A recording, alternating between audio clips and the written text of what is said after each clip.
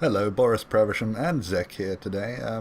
We've been invited to Anubiz's apartment to have a little bit of chat about the Roid Grab event that finished not long ago. So we'd make our way down into the lift.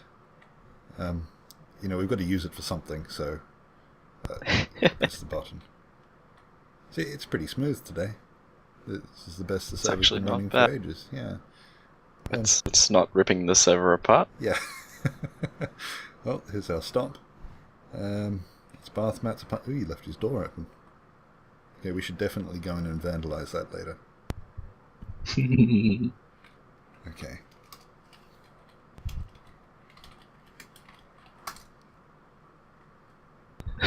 Ding dong! Come on.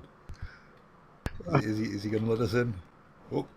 Oh, I can hear somebody out there. Oh, maybe I should let there's some riffraff outside my door. What's going on over here? Ding dong. Quick, run! Who are these guys?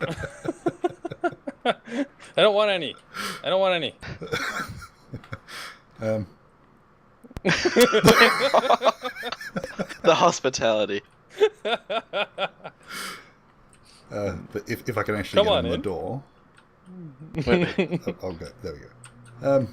Welcome to Chateau Anubiz. Yep. Humble abode. With added fireplace. With added fireplace, that's right. And the new skybox makes things look nice out the window. You got a really good view. Yeah, that kind of happened by accident. Yeah. This was actually part of the retrofit when I was redoing my couch here and my fireplace. Even that massive ship down there, just built that to have it in the window. Mm-hmm, that's right. And the ferry system, it's all just for my view. I'm going to have a little bit of a sit down on the Chesterfield. This is... Yeah, Whoop, so... I can't get in. Since the NID is a public group, the main focus sort of being on the public members, the blue NIDites as we've been calling them, I thought it'd be a good idea to sort of make our deliberations and discussions public as well. After all, they're the ones playing the game, so I thought it might be interesting for people to see our thought process when it comes to changing it. This is the Roid Grab game. I did mention that at the start, didn't I? I hope I did. No, it must have been before you so rudely interrupted my sitting. Yes, this is about the Roid Grab game, the first one. Although it was a lot of fun, it didn't go exactly as I thought it would. So I've asked for suggestions from people as well as we've got our own ideas and opinions. So I think we're going to run through them and see what everyone thinks as to how to make it better for the next one. My first suggestion is to make sure you've had more than 4 hours sleep and haven't been up for 20 hours before playing, especially when you're recording, so that everyone can see how delirious you were. That would be my first suggestion to not do. I can Although definitely it was back quite that amusing one. for the people watching.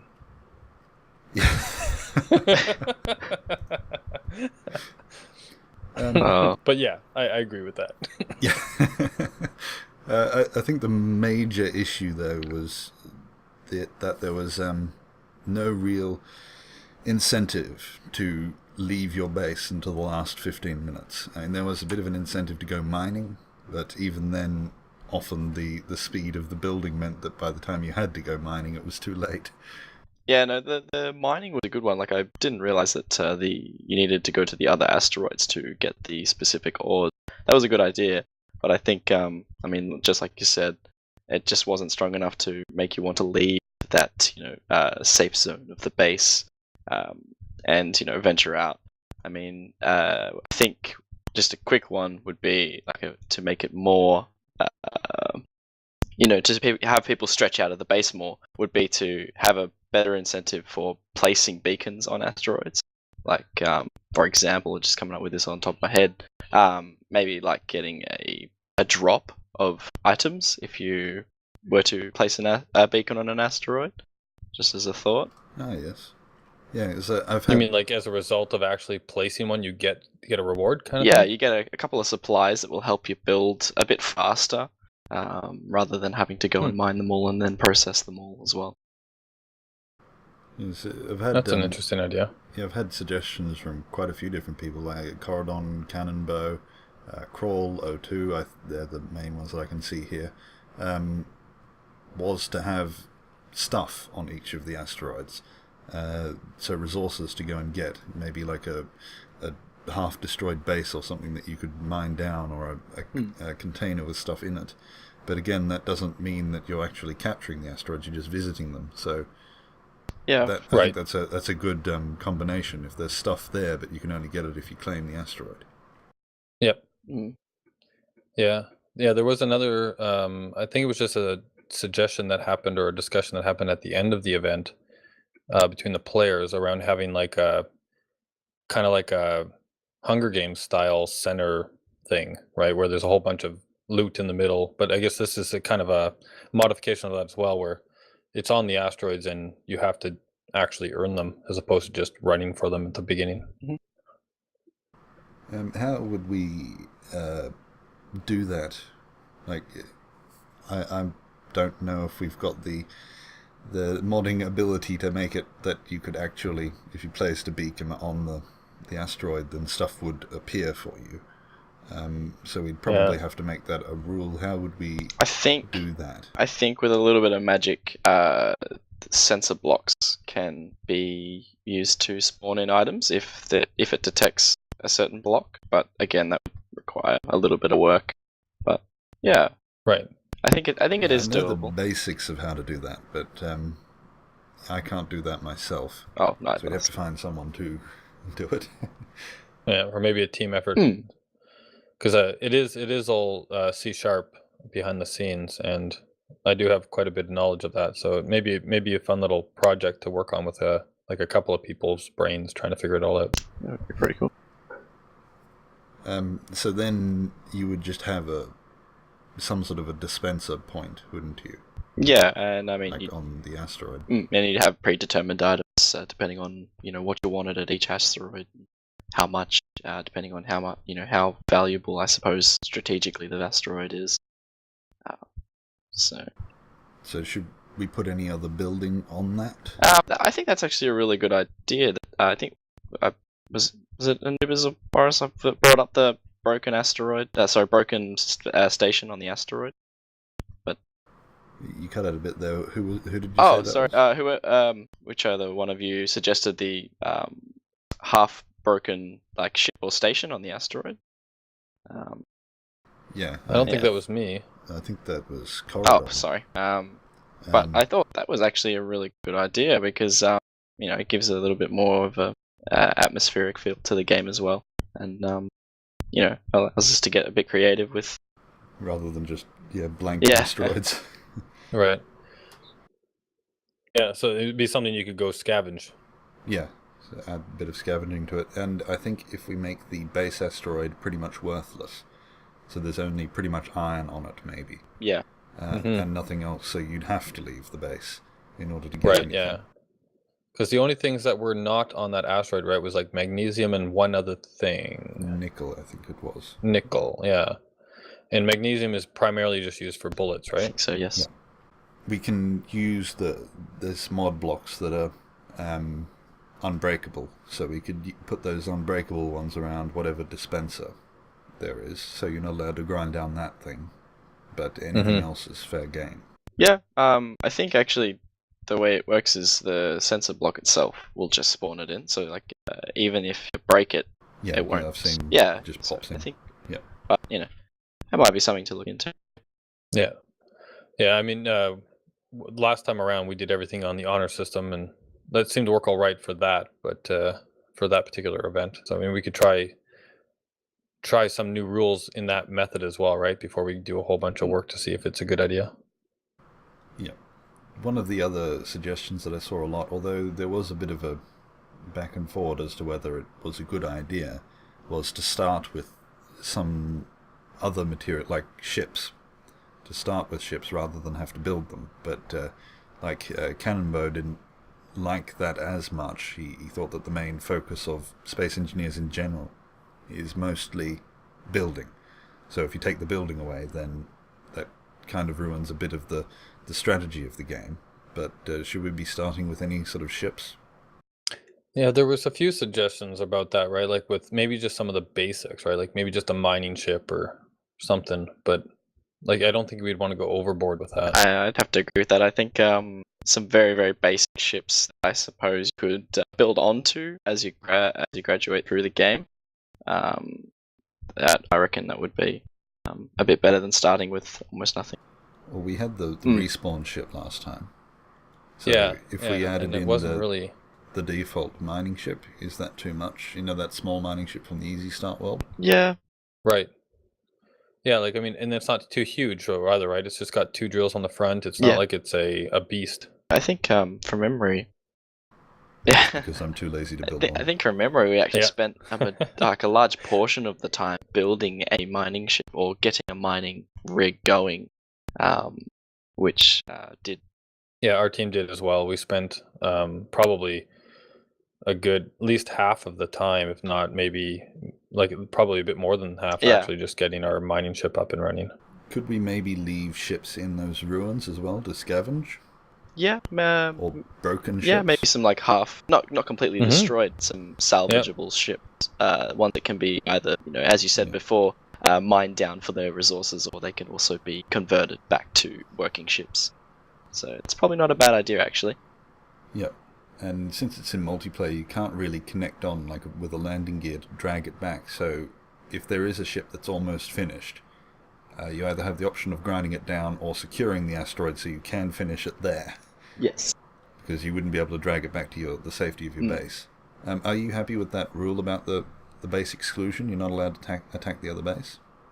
Yeah, I did. Yeah, I thought that I did like that idea. The fact that we just stayed there the entire time was a little sad, but but yeah, I think that it was it was only for the first hour, and after that though it was only if you had all the asteroids you could.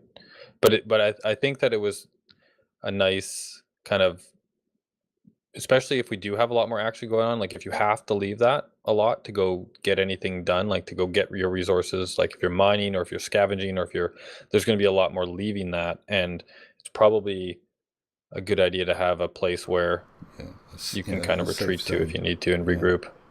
Yeah, that was the original idea with it, because if your base is up for grabs at any stage, then obviously the best tactic would just be to go straight for the base, forget about the asteroids and try and destroy them.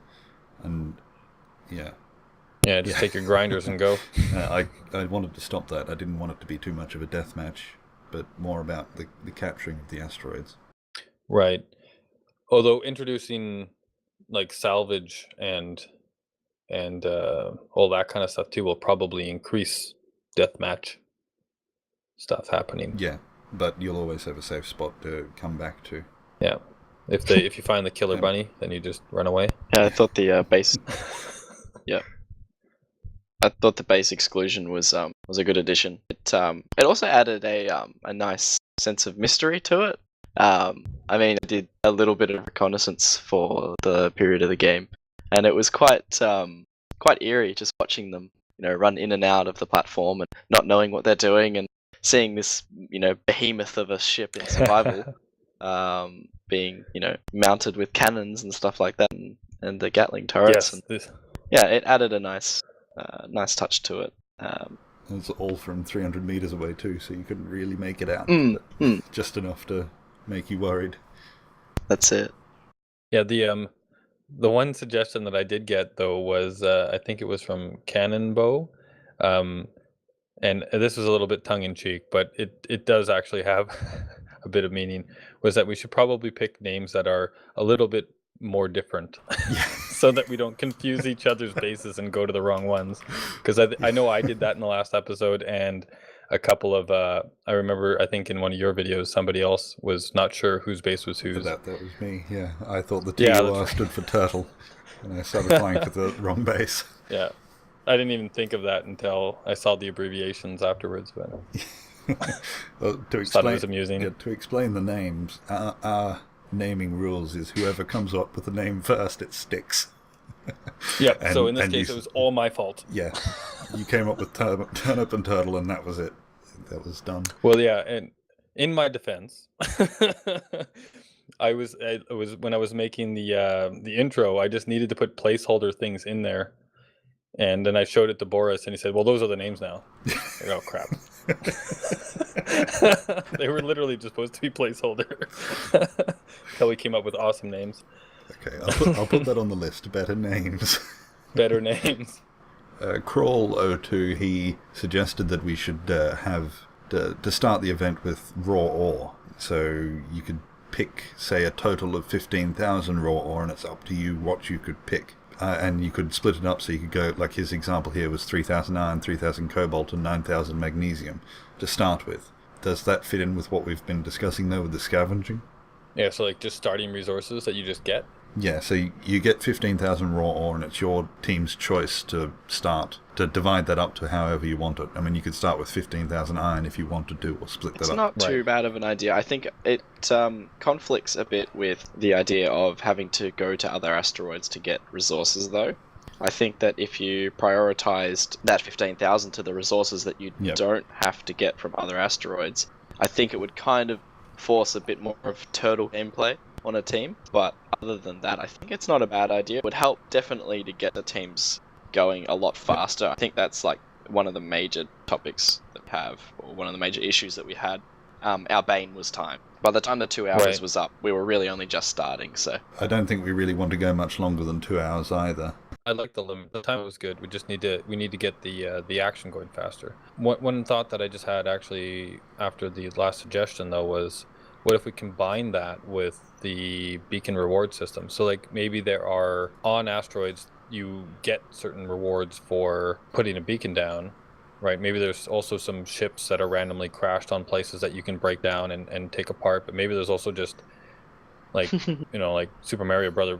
Chests randomly scattered, and you open them up and there could be ore in there, right? So maybe that's a way of finding something quickly without having to do a whole lot of work. It's like, oh look, there's a blue chest. That means it's a resource chest and it's open. I can go grab it. Yeah. I'm just thinking now though, how do we? Because I think for scavenging, a good part of it would be sort of luck and making people look for it. Yeah. If I'm the one making the map, then I have the advantage of knowing where everything is. Like in that last one, I already knew the distance between all the asteroids just in my head, so I was able to tell people, well, that one's far enough. The asteroid that we chose in the end was the one that was furthest away from your base, which I just knew because I'd put it there. That's a good point. So we'd need someone else to either the person who makes it doesn't play, or someone else makes the map.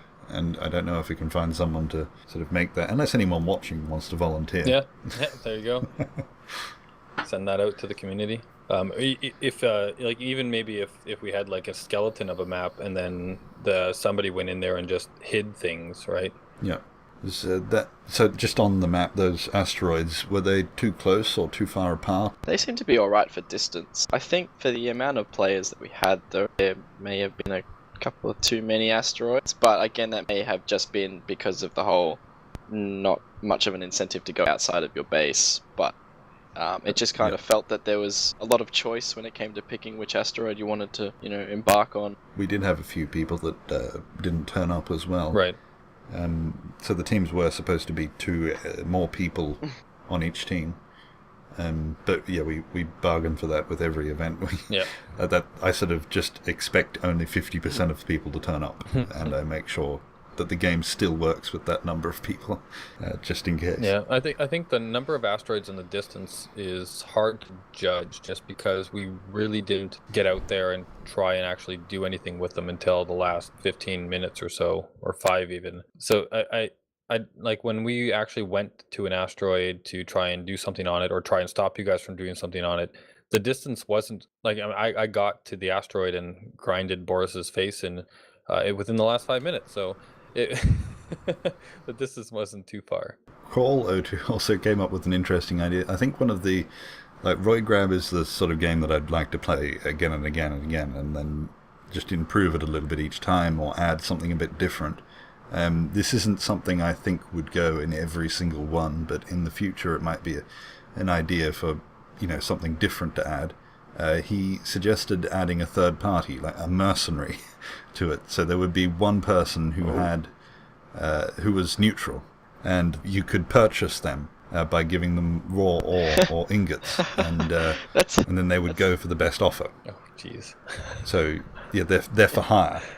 That is a very interesting suggestion. And what do they do? Like, they just work on your team until somebody gives them a better offer, or do they actually like go out and be mischievous to the other team? He said you could either decide to kill the mercenary or once again try to beat the offer. So killing the mercenary would simply end his contract, and he would have to be hired by one of the teams once more. Would an idea to combine with that as well, instead of just having the option to buy the mercenary and just have them work for you and on your team, why not give them their own like very small, weak, easy fighter ships and things like that, and have them off in the distance, limited to use only by the mercenaries? Do you think that would kind of make them a bit more valuable? So they would have a supply of ships out there, and then every time they die, they pick up a new ship. Yeah, I mean, rather than having them just as an extra gun for hire, we could give them a couple of assets, and that could use those, and that could, make them a bit more valuable. Yep. I like that. Well, that would also solve the problem. The mercenary could know everything about the map if they built the map. Yeah, that's true too. So whoever builds the map could be the mercenary. Yeah. There needs to be a way built into that, though, to try and bribe them over to your side, even if you lose the initial bet. It should be somebody that's able to be, flip-flopped between both sides constantly throughout the game. So maybe you hired him, maybe you think he's yours, and you sent him off to go do something evil to the other team, and then they give him a better offer, and he comes back against you. It would make for some very interesting chatter. Yeah. I don't think this is something that we do in the next one. It's a little bit more of a sort of complex edition. Yeah. I think I'd like to get the base game down a bit better, but I think that's something to think about in the future. Yeah. It's curious. Just one of those random things to spice it up for a particular game. I think I'll write it down. What do we think would be the best starting equipment? I'll write that down now so we don't have to come back to it. Right, yeah, starting equipment. That's what we were talking about a little bit before when we said, maybe bringing in the mining ship, right? Like the one from the base game. Yeah. So shall we say the default drilling ship? How about a very lightweight sort of scout ship, so you can go around and just take a look at the asteroids and sort of gauge whether or not you want to take your investigation further. So you don't have to send your mining ship out. You could actually send a little tiny guy out. Is that what you mean? Yeah. That would have pretty much nothing on it, just the very basics to fly. I mean, they could even be like the drones. Yeah. Any fighting ships to start with? I want to say no, just because I think that... Yeah, something that you probably should build sort of thing. I think that might make it a little too easy start, I guess. But that's just my thoughts. What do you think, Zach? Yeah, I would agree with that. I would say that we should leave the fighting ships to be like upgrades of the scout ship and the mining ship if you really wanted to. I think leave them out of the starting ships. I think it should be more utility if it's going to be anything. Yeah, it is an engineering game. Yeah. So it's the people with the best engineers should win. So if you build a good fighting ship, then it should be a big benefit for you. Right.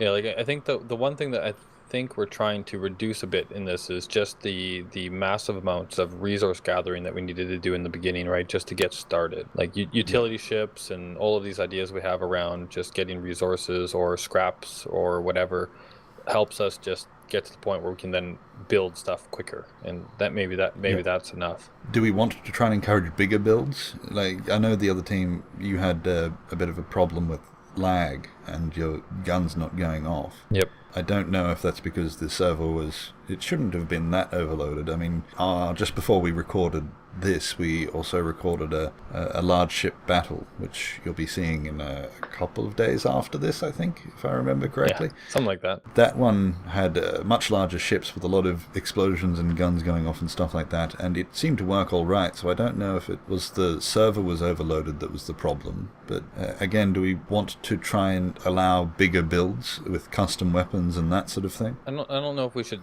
disallow it explicitly, but I mean, to try and allow, like, add incentive in the same way that we've tried to add incentive to capturing asteroids. Should we try and add an incentive to making larger ships, make bigger builds? I don't know. Again, I suppose that would come down, if you did have to capture more asteroids, you would have to build bigger and fancier things. But I guess it comes down to what you start with. Because the easier the start, the bigger you can build. That's true. Yeah. But I also think that might come down to strategy too, right? Like deciding to build big or to build small or to do some kind of crazy thing in between. I think that should be up to the team to decide what they want to do. And if say one team decides to go big and the other team decides to go small, then it'd be kind of an interesting to see which one comes out on top, or if they both go big or whatever. I don't know if we want to encourage one or the other. We just start with what we were talking about and then see what happens. If we need to change it again, we can. Oh yeah, we'll keep doing this, I'm sure. I mean, it's just my opinion, obviously. I'm sure lots of people disagree with me.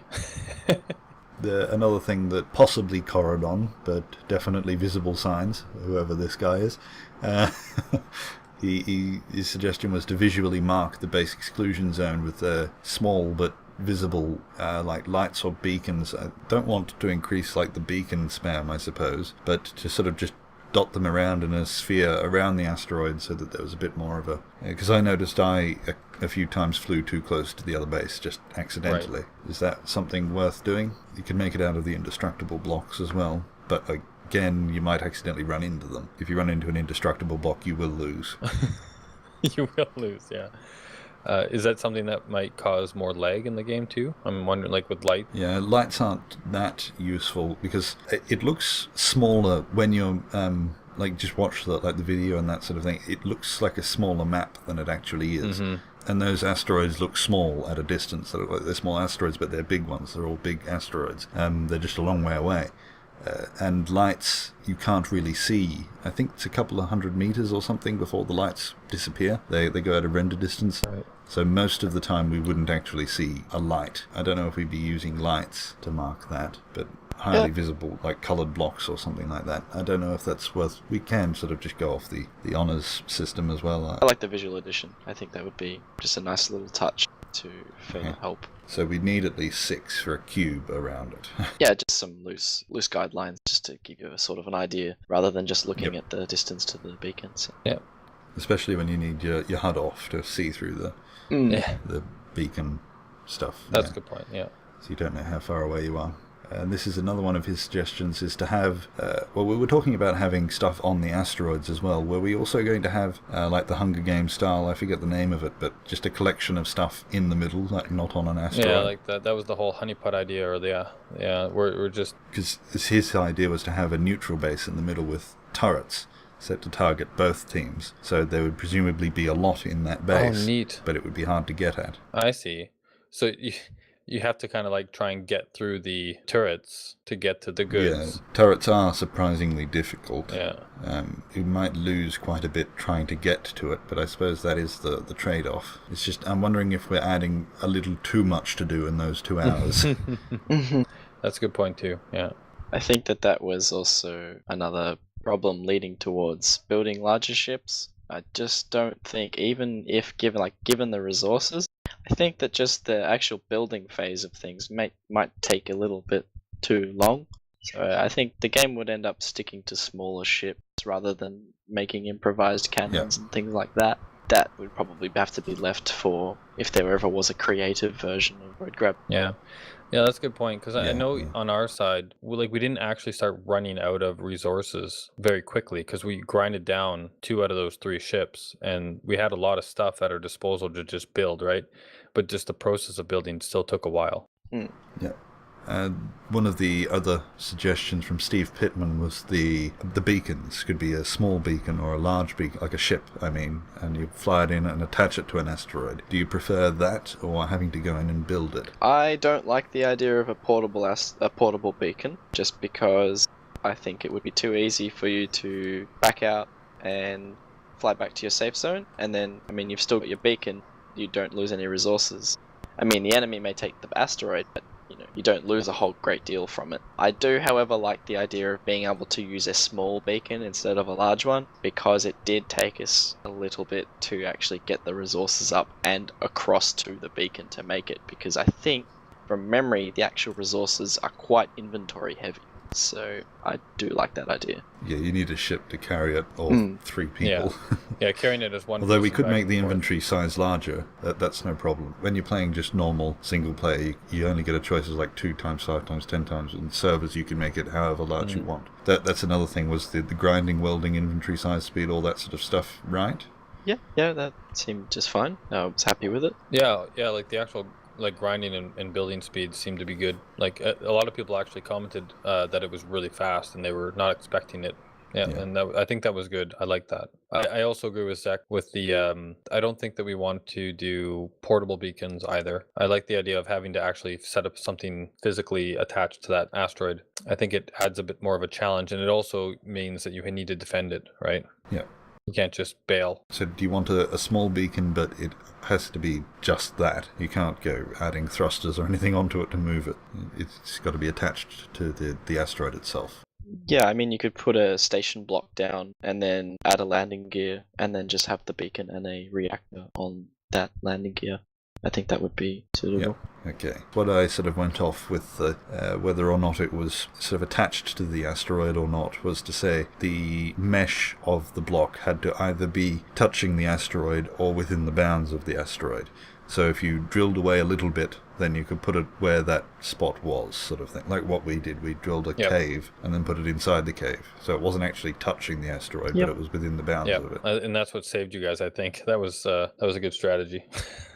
But yeah, I think that makes sense. I think it needs to be physically on or in the asteroid. And finally, the last comment here, I did skip a couple, so sorry if I missed you, but they were the same suggestions. Thomas Kitchenson, his first suggestion was more time to play. I think we covered that. We're happy with the 2 hours. Just need to speed it up. Yeah, so try and get more into those 2 hours so we don't have entire episodes of me staring at a block. Yeah, I can agree with that. He says to add an exclusion zone of 500 meters out so that we have to guess a bit more about what the other team's doing. Do you think that like the 300 meters was alright in game, but then when you render it for a YouTube video, you do lose some of the resolution. So when I watched it back, the things that I was seeing, especially if you're not watching it in full HD, the things that I was seeing weren't exactly what I saw in game because it was lost a little bit of the quality. Right. So I don't want to go too far out, otherwise there won't be any scouting spying at all, at least from the viewer's perspective. Especially if you go inside. Like, I mean, we stayed on top of the asteroid, so we made it easy for you guys, but if you're inside the rock like you guys did, being 500 out, you probably wouldn't be able to see anything. I think if we're going to make the base asteroid less useful with less materials, I probably wouldn't make it the largest asteroid in the game. That's a good point. I'd make it a bit smaller, unless you want that tunnel. Do you want the tunnel or the honeycomb, sort of lots of caves through there? Or just stay perched on it? Because I think we actually lost a lot of time doing that. I think it was a good move by you to stay up on top. Because we didn't lose anything from it. Right, because we never got to attack it anyway. Yeah, if it does move a bit more quickly, well, hopefully if it does move more quickly, we get more changing of hands of the beacon, like the asteroids, rather than someone rushes and gets them all. So we probably shouldn't have a situation where someone attacks the other base. Yeah, like that was supposed to be like an endgame thing anyway, right? That you managed somehow to grab them all, and then and then your prize was to go try and attack the base. So the original idea was that this would be a rare event anyway. Yeah, just on that on the note of how big the home asteroid should be, I think it should be small, just to encourage that whole idea of leaving your base. The honeycomb idea was good, but I think just like you said, it kind of consumed a little bit too much time moving everything down. I mean, in the end, we didn't really need it. I mean, it gave us a little bit of security. Like I don't think you guys knew too much what we were doing, Anubiz. No, I mean we had our one spy who went out looking, but not only did we not really know what you guys were doing, we really didn't care all that. Really, like the only thing we cared about it was we wanted to make sure that we knew if you went for an asteroid, right? Like as far as what you were doing on your main asteroid, we weren't too concerned about it until we saw you going for an asteroid, and at that point it was okay, let's mobilize or whatever, right? But I think with the new rules we're talking about, I think we would just encourage that kind of thinking even more, right? That the home base is literally just that. It's a place to regroup really quickly and then get back out there. And yeah, no, definitely. I think that's spot on. Another of Kitchenson's suggestion was to have a Gatling turret with that 500 or 300 meter. I think we're going to leave it at 300 meters at exclusion zone. Is to have a Gatling turret set to 300 meters to enforce it. Do you think that's necessary? And you're not allowed to edit the range. And presumably it would have to be stocked beforehand, and you wouldn't be allowed to touch the ammunition. Right.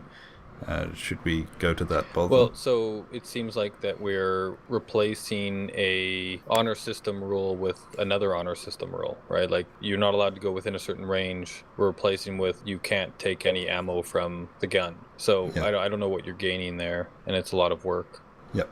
Okay, so we'll leave that then. Oh, by the way, there are ideas that we're just shrugging off here that most of the people that have added comments have added a lot of comments, and a lot of them are the same. Most of them ones that we like and we've added in. Like with Kitchenson, we just shrugged off 2 of his ideas, but he has got another half dozen of them there that I'm not going to go over because we already have, but just to let people know that we're not just rubbishing everyone's ideas. Right, and I want to, I guess, make sure that people understand too that I'm not, or any of us aren't just saying no to things. That I think that everybody has, like, all these are really great ideas, and it's just we can't add everything, or else it'll be a crazy amount of rules to explain in the beginning, or a lot of maybe modding that we need to try and definitely. do. So we do want to try and keep it simple as well. Just piece together the bits that work. Yeah. I don't have anything else comment-wise. Is there anything else that you can think of yourselves? I think we've covered most of it. I mean, this was like what I was thinking of, bringing up was pretty much brought up in most of the questions. I mean, some stuff I didn't even expect to, hear about, but actually came up as well. So I think I'm pretty happy with how it is so far. Anubiz, can you think of anything else? Yeah, I kind of agree with you on that. The comments that we got on this, they probably covered almost everything that we talked about just between us, right? Anyway, so yeah, Yep. it was like really good feedback. I can't think of anything off the top of my head right now. I mean, we were having a quick chat the other night and we covered a couple of the topics here. So I think, yeah. Right, but they were the same ones, yeah. Okay, so just to sum up and make sure I haven't missed anything, if you place a beacon on the asteroid, you get freebies. We're going to try and encourage more scavenging by leaving stuff everywhere. That's going to be a bit difficult to try and judge the balance. Yeah. And I think it's going to be hard to judge that balance if a non-player has to do all that. So I think that's one of the things we're going to have to try and work out after this, is how to get a non-player to build all of it. Yeah, just wondering, is that something that could be modded too, where like maybe you just have like set spots, but what shows up in those spots is randomly picked? What I was thinking was to make things look a little bit more aesthetically pleasing by sort of building a little bit of a base on an asteroid that was half destroyed, and you would have to walk through it to find the cargo containers that had stuff in it and that sort of thing. Yeah, that sounds fun, actually. Yeah. Quite a lot more work, and again, it would have to be a non-player. Yeah. Like, I would be happy doing that. I guess if we hold another one at a bad time for us here, then I could build it and not play in that. But I do kind of want to play one where I'm not delusional. The other thing was to keep the base exclusions, to have better team names, allow small beacons, but they can't be portable. I'm assuming that stays the same with merge blocks as well, so you can't have a beacon on a merge block and then fly a ship in and then just drop it off. Right, yeah. The rule is that if you put a beacon on an asteroid, it has to stay there. You can't get rid of it unless you grind it down or destroy it, like with explosives or something. Yep. And we have the starting ships. So far, the only ones we've got is one drilling ship, which is the default from the Easy Start world, and a lightweight scout ship, which we'll make. It'll just be something very basic. Anything else that we should start with? I don't know. I think that might be there's the obvious other considerations are the grinder and a welder, but starting with a grinder and a welding ship, or a grinder welding ship, might be a bit too much, and it's probably pretty easy to retrofit one of the other two to also have those things. That drilling ship, you could just break off the drills. Right, or even just build a grinder and a welder on the other side of it. Yeah. So I think that might be enough. Right, like it's a good start to get you your resources quicker, and it also gives you a platform to build more on top of really fast. And we're not going to start with the resources like the so many raw ore, but then leave quite a bit out and about. So that's how you would get it, by exploring. And you also start with a mining ship, so you could run out to an asteroid really fast to try and grab stuff, because nobody starts with a fighter, and you know that. So the base itself, that little basic base that I had set up, just keep that? Yeah, I think that's a good one to start with. Yeah, I like that start. That was good. Okay. Well, I think we've covered everything then. So on top of all of that, we're still, I guess the last thing I just thought of now is, would we keep the 3 respawn ships as well, or are we removing some of that? Let's keep them, I think. But they start basically at your base, so there's no scavenging needed for that stuff. Yeah, that's correct. Okay.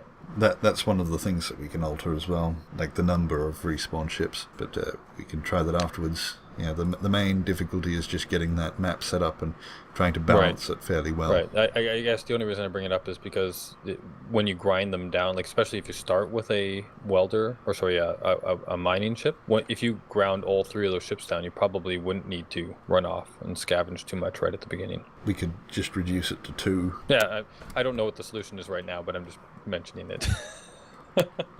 I'm here to provide problems, not solutions.